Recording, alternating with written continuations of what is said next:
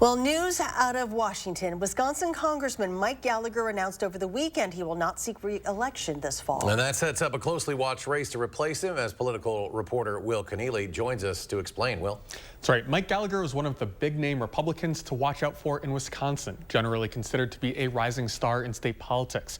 Now, with him stepping down from Congress, poses an interesting question of his future and the future of his district. From Wisconsin. From Wisconsin, Mike Gallagher was a name to watch in Republican politics.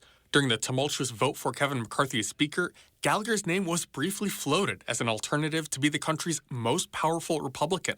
He ultimately passed on that bid, though, and was a prominent figure backing McCarthy. I rise to nominate the gentleman from California, Mr. Kevin McCarthy, for Speaker of the House. He's a very pragmatic guy. He's a very likable man. That's former Congressman Reed Ribble, who held the seat before Gallagher. He was always willing to engage and try to find some common ground, both with constituents and with colleagues in Washington. We've already seen a couple of other candidates throw their hat in the ring. Former state senator and lieutenant governor candidate Roger Roth. We could also see Republican consultant Alex Bruzewicz join the race as well. Ribble cautioned, though, against Republicans choosing a hard-right candidate. If Wisconsin primary voters up there in the 8th pick a very hard, mega type of candidate that's just fully kind of in bed with Trump, I think that could open up a pathway for a Democrat to run a very competitive race.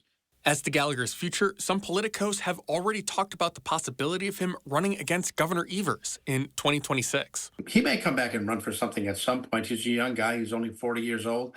And so, but I think with young kids, he's looking for a more stable calendar and schedule that you don't get if you're an elected official.